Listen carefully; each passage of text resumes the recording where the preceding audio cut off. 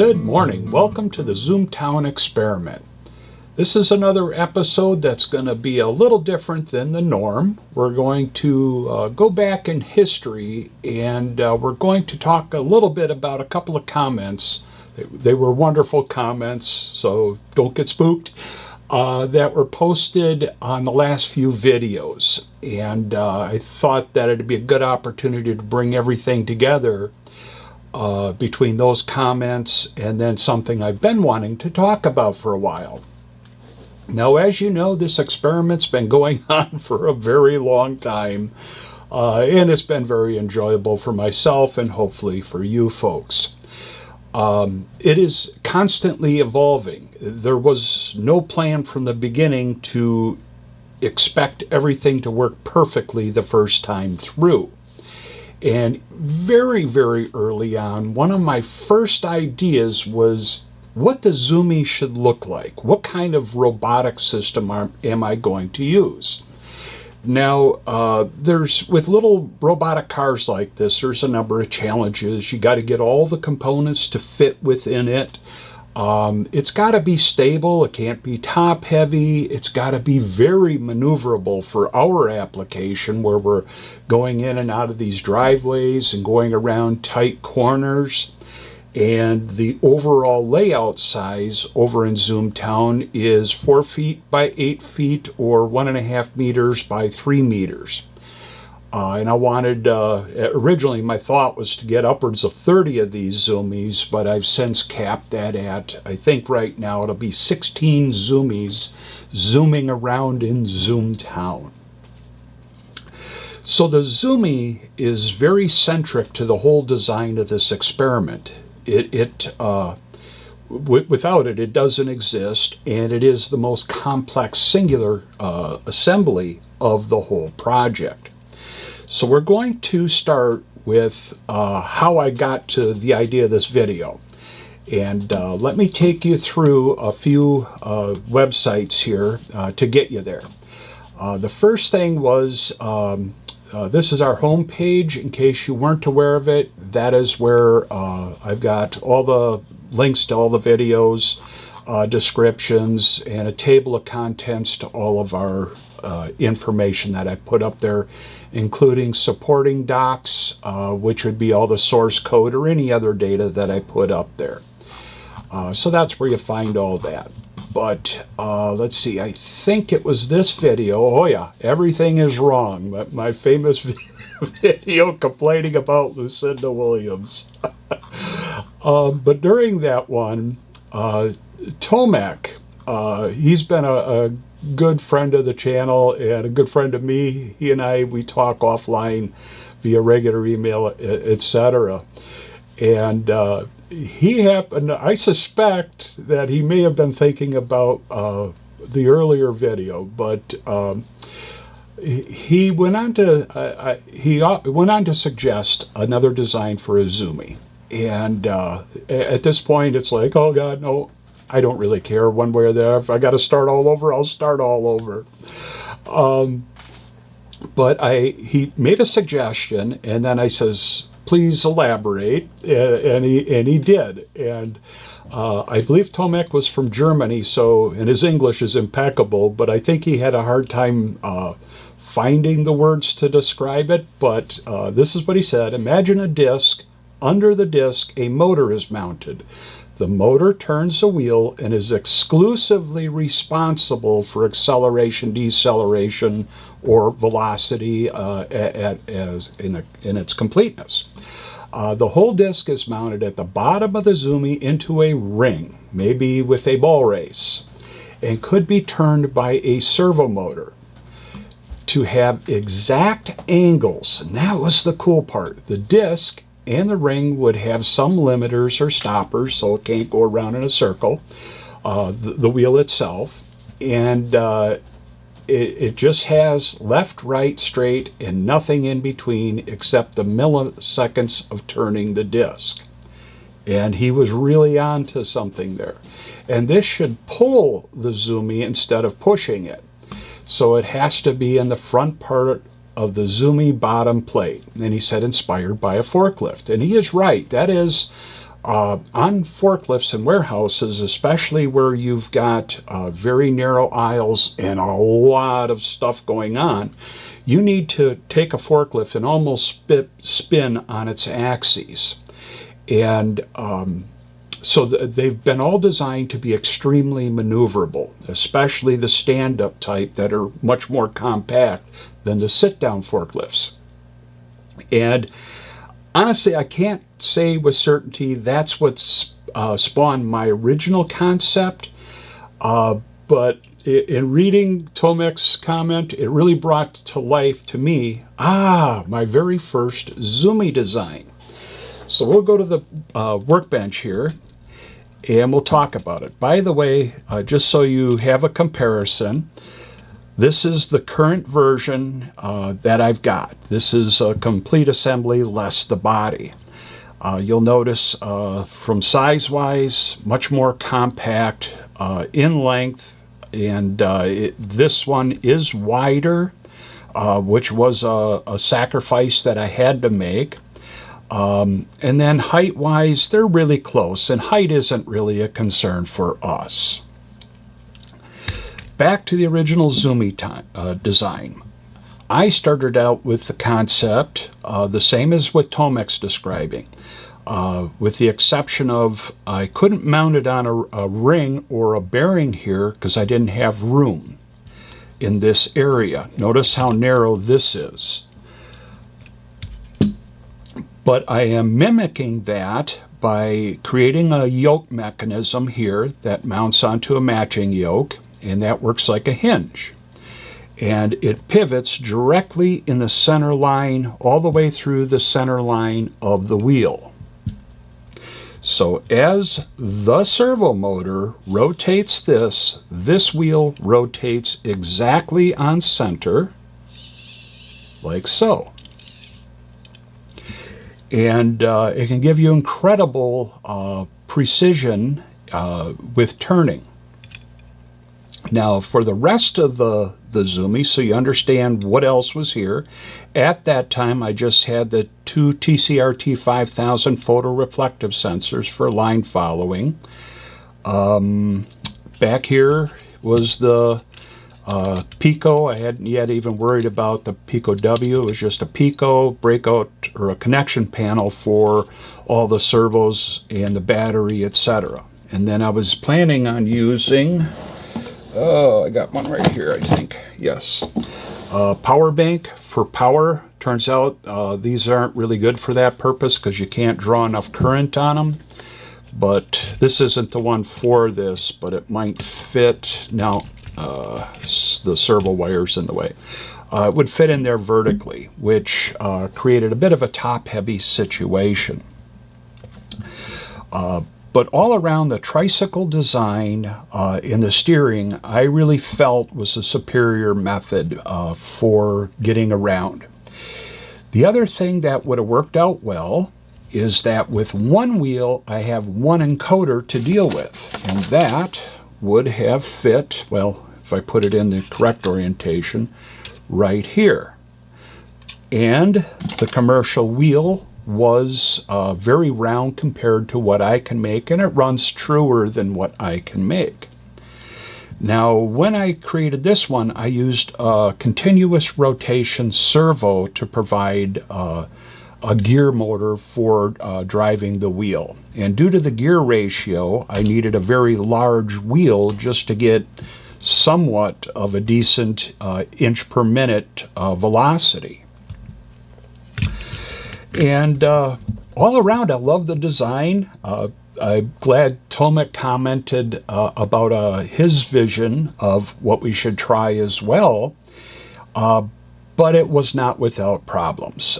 First thing is getting servos to, especially these very inexpensive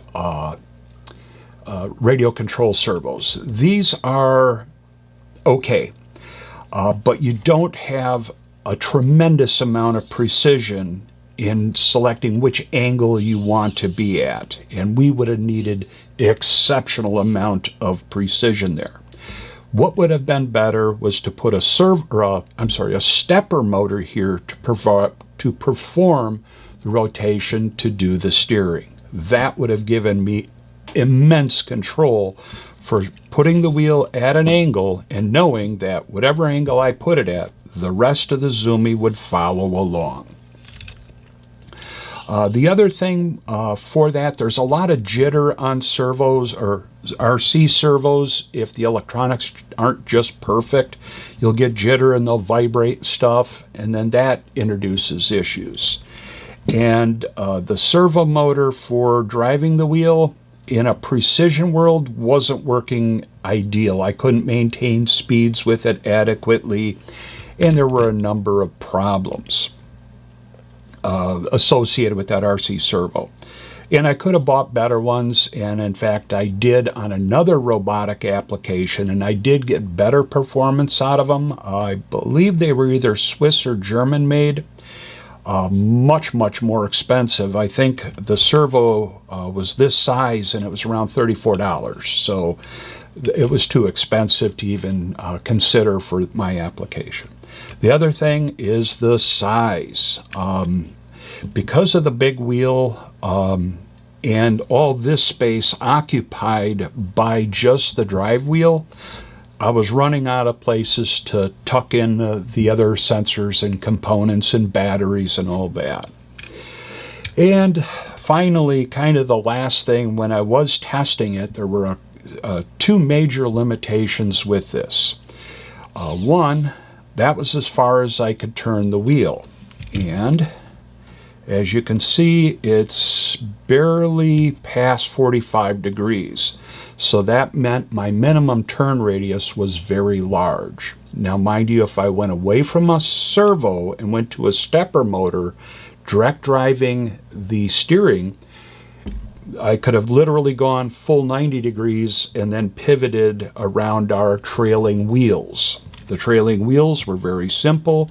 An axle, 3mm, I believe it is, 3D printed wheels, and O-rings on them for tires. So it could have been, I could have had a turning radius literally just in that space. But with this front wheel, let's bring this out, I had to have this deck for mounting this sensor and a few other sensors that would have been under the Zoomie as well. This battery compartment, the battery that I had found and sourced off of AliExpress, fit in there beautiful, had great specs, but in reality, the runtime on it was ridiculously low by comparison to the two 18650 lithium-ion cells that I'm using now. And back here, I did have quite a bit of room. I still think I would have run out with all the power supplies and all the rest of the stuff that now exists.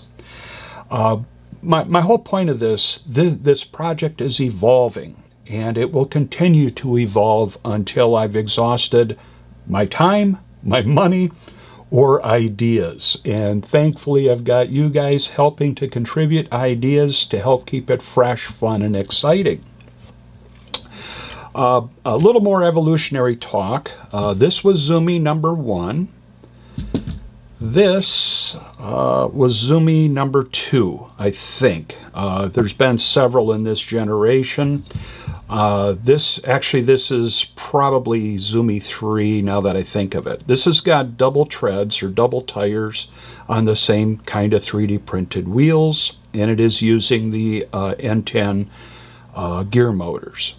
You'll notice that the sensor bracket's much smaller, brought in further, and eventually through design, I thought if I combined this, the Hall effect sensors, this bracket for the encoders, and as a clamp to hold the motors in place, I could reduce my component count substantially, and I would be able to more accurately keep all the components in relationship to each other via the position of each other. You'll also notice that below I had some sensors down here. Off the top of my head, I think this was a color sensor. Off the top of my head, I'm kind of drawing a blank at the moment. There was another one, I think, tucked in here as well. Homemade circuit board, etc. So that led to this design, which is very, very much our current design. Still a homemade circuit board. This is the evolved sensor bracket. That started to come together beautifully. But most of the changes in this version had to do with this bracket and the logic circuit board that's here, as well as the power supply circuit board. And now we are at what is basically the current version of the Zoomie. From this to the previous version was very minimal, just fixing little odds and ends that I found, but also incorporating manufactured circuit boards. You'll see they're real glossy, which makes them a bear to photograph, etc. But these just speed up the process, because making them, even with my CNC machine, takes quite a bit of time, and then painting them, engraving them, and then soldering on the copper, because I can't tin plate, is a pretty difficult process, especially where you got a lot of pins close to each other. So that's the evolution up to where we are today. And this, I think it might have been this morning, I got another comment from another viewer, Steve Woodgate. Let me call that one up. And that was in reference to the video I literally filmed, I think, a couple days ago and just posted on Friday. I was late on that video.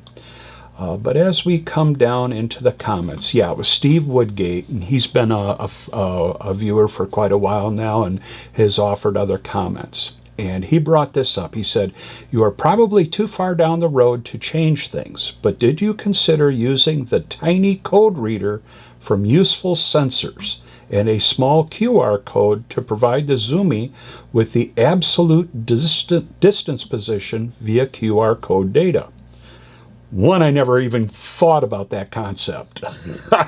I just thought, wow, that is a great concept. And I know QR codes can be very small in size, and that could work with our system. So, and I'd never heard of Useful Sensors, the company, either. So, of course, what do you do nowadays? You go on Google and ask it. So I get to their website, and then I look at products, QR code reading, and I'm pretty sure this is an engineering firm, because they didn't have a lot of marketing-related stuff here, but it goes right into basic applications, and then a developer guide on their GitHub, and then a data sheet. But the nice thing was where to buy it. So, of course, I went to, I like SparkFun and I like Adafruit. They've both been great places to get items for us makers and electronic tinkers, etc. So I love those companies and I love supporting them. So this is what the little device looks like. And that's tiny, very tiny. And it's actually got an RP2040 on it, making it even more cool. So I'm trying to see, I don't know if this will, okay, so that's a US $0.25. This is the whole sensor, RP2040 on one side, camera on the other, and you can break off the header pins here if they're too big. Price is $7, so it's kind of getting up there, but in the quantity that I got, I would bite the bullet on it. But what he's getting at is if I have that sensor on the Zoomie, and then I print out on stickers a bunch of QR codes that would be along a path. On that QR code, I can encode that specific position. So that would be truly full-on absolute position encoding. I would have never thought of that in a million years, because in my mind, QR codes are, as I see them most often and work with them most often, QR codes to me are nothing more than a marketing tool to get you to go to somebody's website. So I never would have even associated that technology with the Zoomie and absolute position. So thank you so much, Steve. What I'm going to do with that, there are concerns that I had, and I mentioned this in my response. I don't know if it can take a good photo, a clear enough photo, while the Zoomie is moving. The Zoomie would only be moving at about, let's see, 8 to 10 inches a minute, somewhere in there in our current design. So as I do that, will I get a blurred image, or will it be clear enough for interpretation of the data? The other thing had to do with